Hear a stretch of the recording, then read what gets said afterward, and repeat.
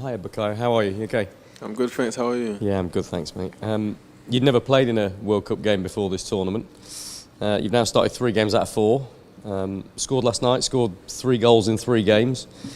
That's not bad, is it? What do you make of it all? No, it's been a great experience so far. Obviously to achieve that and help my team with the goals I've scored is a really nice feeling. So I'm happy, and I just hope I can continue to help my team. England blew Senegal away in the end last night. You're the leading scorers in this World Cup.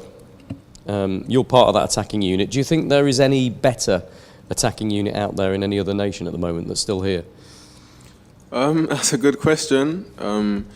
But there's no doubt, the quality we have in our team. We're blessed with an amazing front line with so much quality attacking players, and yeah, when you get selected in that lineup, it shows how much confidence and trust the coach puts in you. So it gives you that extra confidence to go out there and shine. And last night you were able to do that.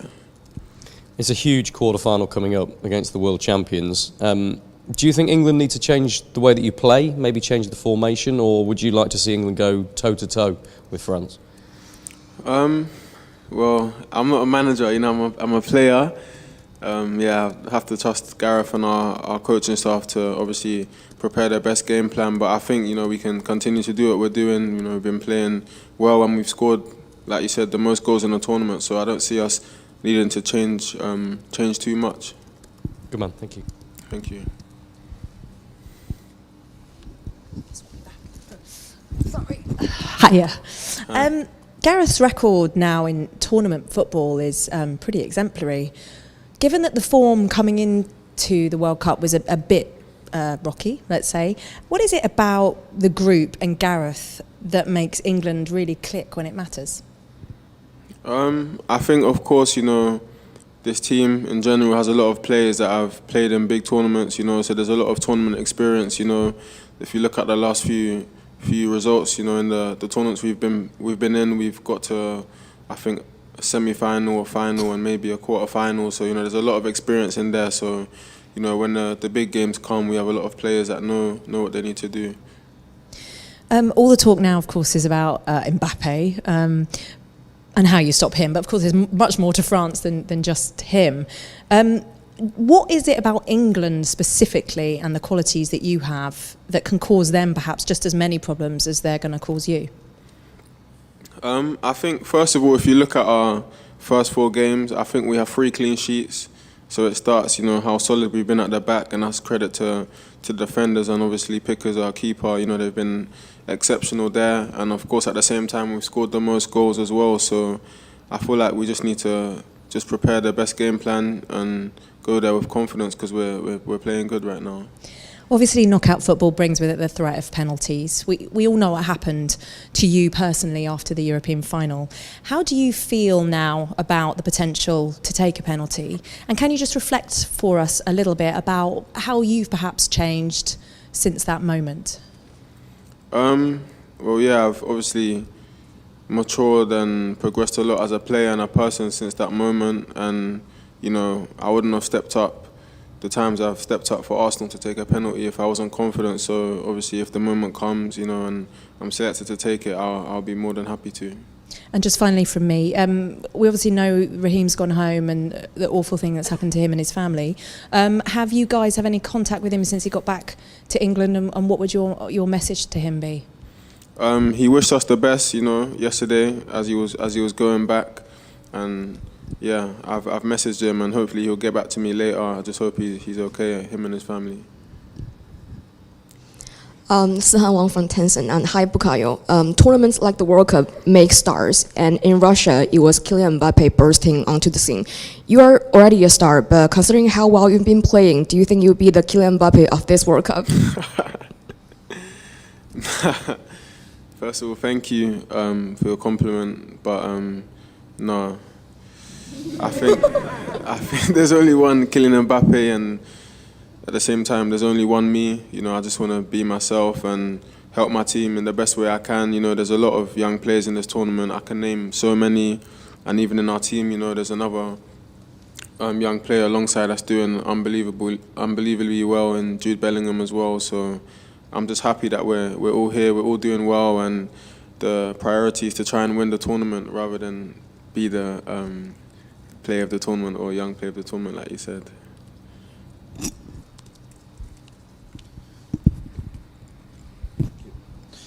Haron from Norway, NRK.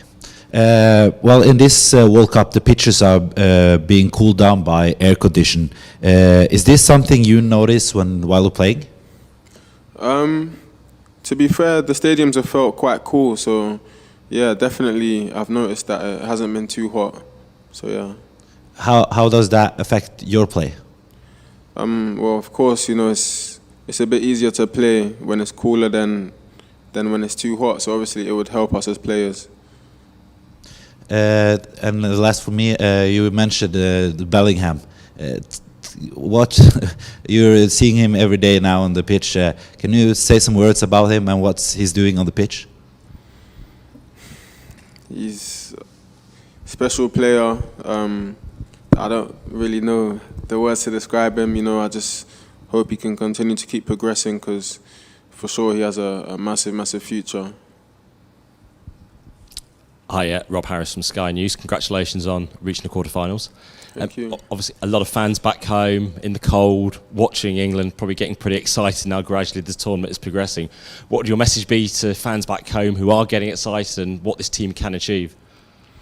Well, yeah, I've seen a lot of the videos back home, you know, and the fans celebrating them. You know, we all love to see that. We just want to obviously thank them for the support, you know, and just ask them to keep supporting us, keep pushing us to the end and believing in the team. Obviously, it's the world champions next, but given what you've achieved as a group, is it you who should be feared, do you think, rather than thinking of them as being world champions who are pretty tough? Obviously, we know the quality they have, the quality players they have, and we also know our own qualities as well. So we just got to go into the game with confidence and, you know, do our best to win in the game. Hi, Bukayo. It's Mark Manbrine's PA. You spoke to us already during the tournament and said the love and support you had after last summer really helped. But on a personal level, just coming out here, scoring 3 goals, does that almost for you put an end to that? It's the perfect start to push that out of people's minds, isn't it? What happened last year? To be honest, I feel like personally, you know, I've tried to move on from that moment. Obviously, I know I can never really forget about it. It's going to be in history, you know. But at the same time, you know, coming out here and scoring those 3 goals, of course, lifted me a lot. And of course, like I say, and I keep saying, the love from the fans that I keep receiving lifts me a lot as well. It gives me a lot of confidence. And yeah, I just love to see this from the fans. And obviously Marcus has done exactly the same. He missed his penalty. He's started really well out here. Have you almost supported each other, do you think, through the whole ordeal? No, it's not just us two. We've all supported each other. You know, the whole team has got around me. So I think that's another example of how close our team is and how together we are, which is helping us to get good results as well. Thanks, Mark. To the back row there. Mark, give us the microphone back. Yeah. Thanks. Hello. A question for French TV, Canal+. England and France are the most impressive team in this tournament, but they don't used to face each other on the big competition. What could you tell us about the rivalry between France and England in sport and in football? Thank you. Well, the rivalry in this World Cup obviously is big because, like you said, it's been two nations that have performed exceptionally well in their first 4 games. We've watched their games and stuff like that. We followed them and we've seen the quality that they have, and I'm sure they've done the same with us. So definitely it's going to be an exciting game, and you know, everyone's looking forward to it. Hello, I'm Pierre from newspaper L'Equipe. I have 2 questions. First, did you get a text from William Saliba, or will you in the next few days, according to you? And the second one is, can you just explain us the leadership of Harry Kane? Obviously, he leads you on the pitch by the example, but I was wondering, is he the kind of leader who can make a speech before the game in the dressing room, for example? First of all, no, I haven't received any text from William Saliba. I'm not sure I will either. But yeah, let's see. And Yeah, Harry Kane, he's a leader in both of the ways you described. You know, on the pitch he leads by example in his game, and then of course he does the same in the change room. You know, he's one of the most vocal in the change room, and before every game, of course, he does the speech like you said and gets us all going. So yeah. Jerry Cox from Haters here. Hi, Bukayo. Your teammate Gabriel Jesus looks like he's out for a while now. Have you been in touch, and how big a blow is that for him and obviously for Arsenal going forward? Yeah, he's a very, very, very, very important player for us, and yeah, it's not good to hear the news. Obviously, I've messaged him, and I think he's gonna go and see the doctor and see, you know, what he needs to do for the next steps. But yeah, definitely, it's not good news when I heard that, and yeah. Thanks, Jerry. Pass over to David Ornstein. Yeah.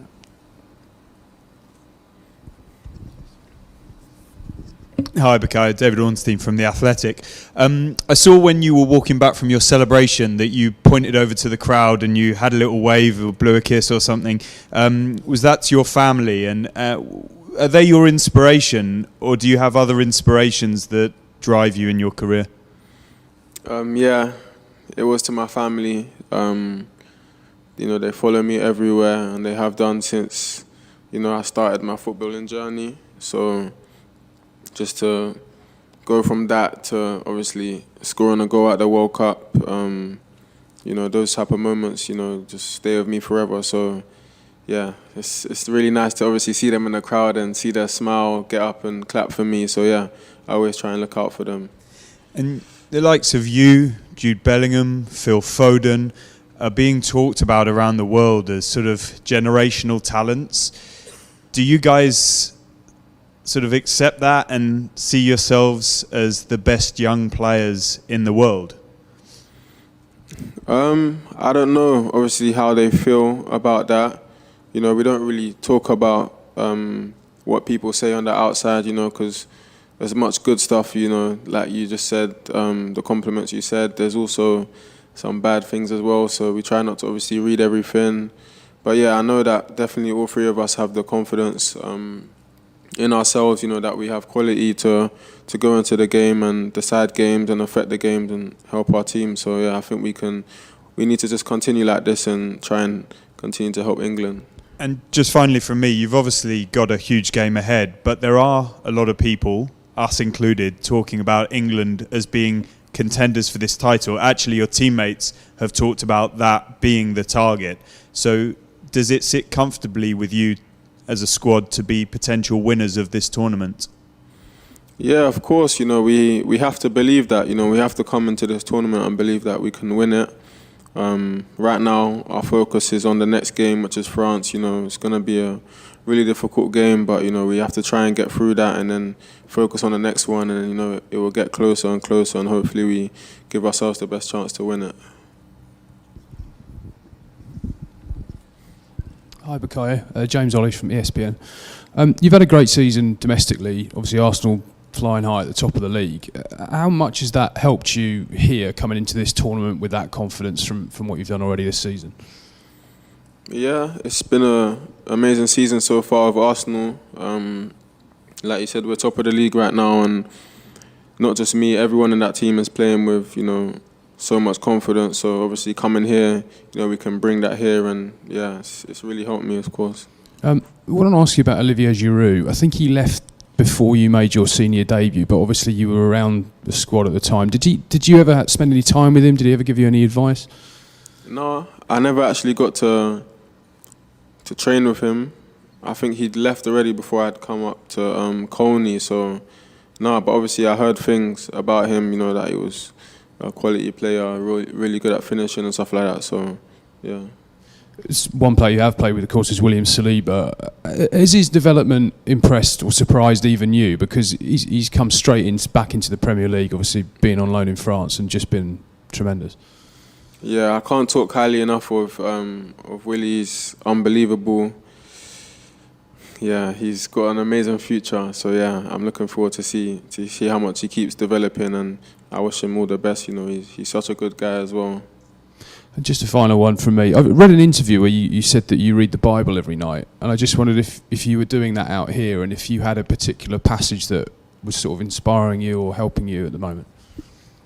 Yeah, I've been continuing to do that out here, read my Bible every night. For me, it's really important to obviously have the presence of God in me all the time, and it gives me more confidence, you know, that God's plan is perfect, so I can go on the pitch and, you know that God has my back. But the main thing for me is just keeping my faith, you know, just having faith in God, so I don't need to be nervous or worry about any outcomes, because obviously it's my first World Cup. You know, I can start worrying about different things and different outcomes, but instead I just choose to put my faith in God. Do you have a favourite passage? No, I like all of them. Thanks, James. Over to Alex Howell at the front here.